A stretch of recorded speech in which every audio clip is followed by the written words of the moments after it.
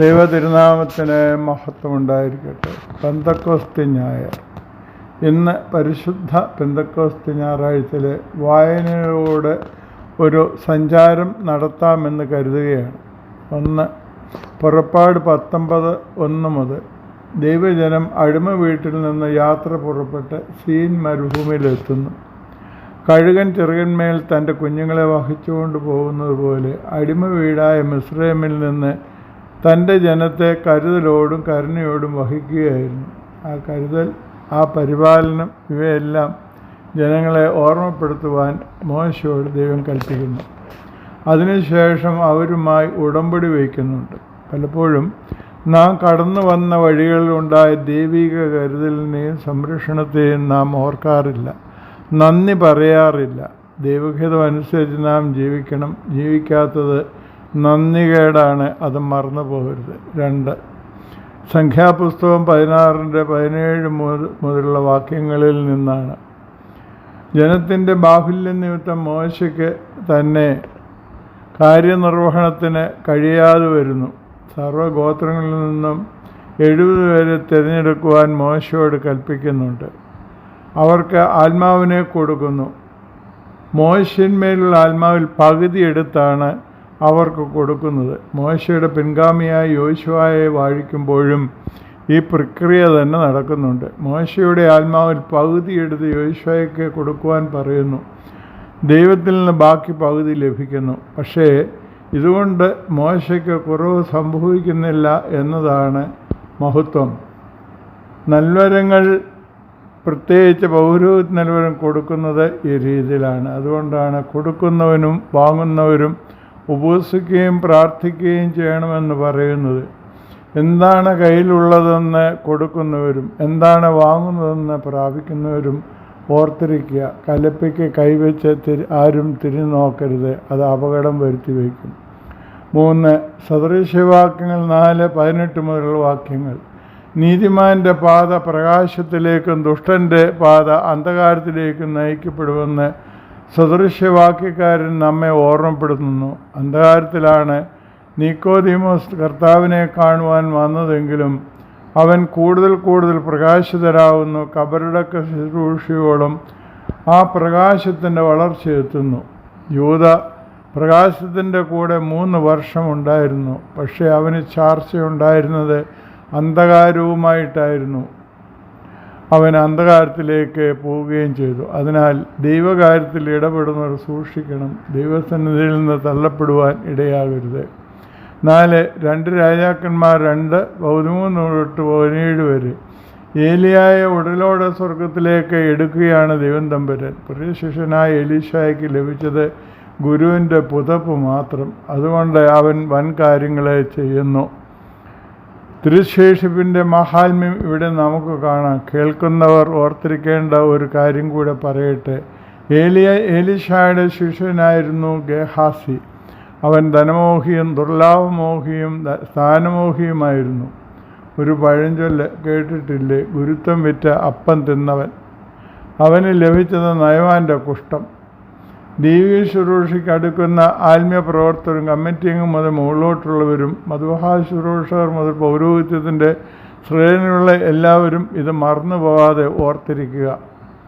5 Daniel 5:7 തൊട്ടുള്ള വാക്യങ്ങൾ. ബെൽഷസ്സർ രാജാവ് ഒരു ദർശനം കണ്ടു. ആ സ്വപ്നം വ്യാഖ്യാനിക്കുന്നവർക്ക് രാജ്യത്തിൻ്റെ 1/3 വരെ കൊടുക്കാമെന്ന് പ്രഖ്യാപിച്ചു. പലരും വന്നു, വ്യാഖ്യാനിക്കാൻ പറ്റിയില്ല. പക്ഷേ രാജ്ഞി ഒരു കാര്യം ഓർമ്മപ്പെടുത്തുന്നുണ്ട് രാജാവിന്. അവിടെ മുമ്പുണ്ടായിരുന്ന ഒരു ദൈവിക ജ്ഞാനമുള്ള, ദൈവത്തിൻ്റെ ആത്മാവുള്ള ദാനിയേലിനെ കുറിച്ച്. ദാനിയേൽ രാജസന്നിധിയിൽ വന്നു. അർത്ഥം ബോധിപ്പിക്കുന്നതാണ് നാം കാണുന്നത്. ഇസ്രായേലിൽ ആഹാബിൻ്റെ കാലത്ത് 101 പ്രവാചകന്മാർ ഉണ്ടായിട്ടും മീഖായ്ക്ക് മാത്രമേ കഴിഞ്ഞുള്ളൂ ദൈവത്തിൻ്റെ പദ്ധതിയും പളാനും. മറ്റുള്ളവർ പറഞ്ഞിരുന്നത് മീഖ പിച്ചും പേയും പറയുന്നവരാണെന്നാണ്. പക്ഷേ മീഖായുടെ വാക്കുകൾ 100% അന്വർത്ഥമാകുന്നു. വിശുദ്ധ പെന്തക്കോസ്തിൽ ഓരോരുത്തരും ജ്ഞാനം കൊണ്ട് നിറയട്ടെ. അശുദ്ധാത്മാവ് ഇറങ്ങിപ്പോകട്ടെ. അതിനുവേണ്ടി മുട്ടിപ്പായി ദൈവസന്നിധിയിൽ പ്രാർത്ഥിക്കാം. 6 ഏഷ്യ 42:6 മുതൽ. തൻ്റെ ജനത്തെ ആശ്വസിപ്പിക്കുന്ന ദൈവിക ശബ്ദം നമുക്ക് കേൾക്കാം. ദൈവിക ജ്ഞാനം നമ്മെ നയിച്ചു നടത്തട്ടെ. 7 ഉൽപ്പത്തി 11:1 മുതൽ. ബാബേൽ കോട്ടയുടെ നിർമ്മിതിയാണ്. തൻ്റെ ഛായയിൽ സൃഷ്ടിക്കപ്പെട്ട മനുഷ്യൻ പണിയുവാൻ ഉദ്ദേശിച്ച് പൂർത്തീകരിക്കുവാൻ പറ്റുമെന്ന് ദൈവം കാണുന്നു. ദൈവമല്ല, ദൈവത്തിൻ്റെ ഛായയാണ് മനുഷ്യനെന്ന് ഓർക്കണം. ദൈവത്തിൻ്റെ ആലോചനയില്ലാതെ പണി തുടങ്ങരുതായിരുന്നു. അതുതന്നെയാണ് ഇന്ന് നാമും സമൂഹത്തിലും കുടുംബത്തിലും കാണുന്നത്. തൻ്റെ സ്ഥാനം മറന്നു പോകുന്ന മനുഷ്യൻ്റെ പൂർവിക ജന്മം ഇന്ന് സജീവമാണ്. 8 യോവേൽ 2:25 മുതൽ. പെന്തക്കോസ്തിയിലെ സംഭവത്തെക്കുറിച്ചുള്ള വിശദീകരണം, മുന്നറിയിപ്പ് അല്ലെങ്കിൽ പ്രവചനം. തൻ്റെ ജനത്തോടൊപ്പം ഉണ്ടാവും എന്ന പരിചയപ്പെടുത്തലും തൻ്റെ ആത്മാവിന് കൂടെ ഉണ്ടെന്നുള്ള ഓർമ്മപ്പെടുത്തലും അവിടെ നമുക്ക് കാണാം. ആ ആശ്വാസം നമ്മളിൽ ഓരോരുത്തരിലും ദൈവം സമൃദ്ധിയായി നൽകട്ടെ. അതിനായി നമുക്ക് സമർപ്പിച്ച് പ്രാർത്ഥിക്കാം. 9:1 ശമൂവേൽ 10:9 മുതൽ. അഭിഷേകതൈലം കൊണ്ട് ശമൂവേൽ ഇസ്രായേലിലെ 1ാമത്തെ രാജാവായ ശൗലിനെ അഭിഷേകം ചെയ്യുന്നു. അവൻ്റെ മേൽ ദൈവാത്മാവ് ശക്തിയോടെ വരുന്നത് നാം വായിക്കുന്നുണ്ട്. ശൗലും പ്രവാചകണത്തിലുണ്ടോ എന്ന വഴിഞ്ചൊല്ല് രൂപപ്പെടുവാൻ തക്കവണ്ണം പരിശുദ്ധാത്മാവ് അവൻ്റെ മേൽ വന്നു. പക്ഷേ വാഴിച്ചവനെയും വിളിച്ചവനെയും മറന്ന ശൗൽ അശുദ്ധാത്മാവ് വസിക്കുന്ന ആലയമായി തീർന്നു. അവൻ കാട്ടിക്കൂട്ടുന്നതും പറഞ്ഞതുമെല്ലാം അവന് തന്നെ വിനയായി തീരുകയും ചെയ്തു. 10 അപ്പോസ്തലപ്രവൃത്തി 2:1 മുതൽ.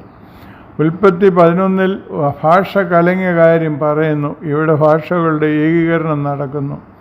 28 ഭാഷക്കാരുണ്ടായിരുന്നെന്ന് പറയുന്നു. അവർ സംസാരിച്ച സ്വന്തം ഭാഷയിലാണെങ്കിലും മറ്റുള്ളവർക്കത് ഗ്രഹിക്കുവാൻ കഴിഞ്ഞു. അത് ദൈവാത്മാവിൻ്റെ പ്രവർത്തനമാണ്. അത് നമ്മിലും നമ്മുടെ കുടുംബത്തിലും സമൂഹത്തിലും സമൃദ്ധിയായി തന്നെ ഉണ്ടാവട്ടെ. 1 കൊരിന്ത്യർ 12:1 മുതലുള്ള വാക്യങ്ങൾ. ഇവിടെ കർത്തൃഗാത്രത്തെക്കുറിച്ച്, അതായത് കർത്താവിൻ്റെ ശരീരത്തെക്കുറിച്ച് ഓർമ്മപ്പെടുത്തുന്നു. ഓരോ വ്യത്യസ്ത അവയവത്തിനും അതിൻ്റേതായ ജോലികളുണ്ടെന്ന് പറയുന്നു. ഒരവയവത്തിനും മറ്റൊന്നിനെ ആവശ്യമില്ല എന്ന് പറയുവാൻ കഴിയുകയില്ല. അതുപോലെയാണ് കർത്താവിൻ്റെ ശരീരമാവുന്ന സഭയിൽ ദൈവം നമ്മെ ആക്കി വച്ചിരിക്കുന്ന കർത്തൃഗാത്രത്തിലെ ചുമതലകൾ നിർവഹിക്കുവാൻ പരിശുദ്ധാത്മാവ് നമ്മെ അനുഗ്രഹിച്ച് കാക്കട്ടെ. വിശുദ്ധ യോഹന്നാൻ 15 മുന്തിരിവള്ളിയുടെ ഭൂമിയിലും കർത്തൃഗാത്രത്തെക്കുറിച്ച് തന്നെയാണ് പറയുന്നത്. ഫലം കായ്ക്കാത്തതിനെ വെട്ടിയെടുത്ത് തീച്ചുളയിലിട്ട് ചുട്ടുകളയുമെന്നും ഫലം കായ്ക്കുന്നതിന് കൂടുതൽ ഫലം കായ്ക്കുന്നതിന് വേണ്ടി ചെത്തിവെടിപ്പാക്കുമെന്നും ഓർമ്മപ്പെടുത്തുന്നു. ചെത്തിവെടിപ്പാക്കലിന് വിധേയരായി നല്ല മക്കളായി ജീവിപ്പാൻ, പരിശുദ്ധാത്മാവിൻ്റെ നിറവോട് ജീവിക്കുവാൻ ദൈവത്തിന് മുമ്പാകെ സമർപ്പിച്ചു കൊടുക്കാം. ദൈവം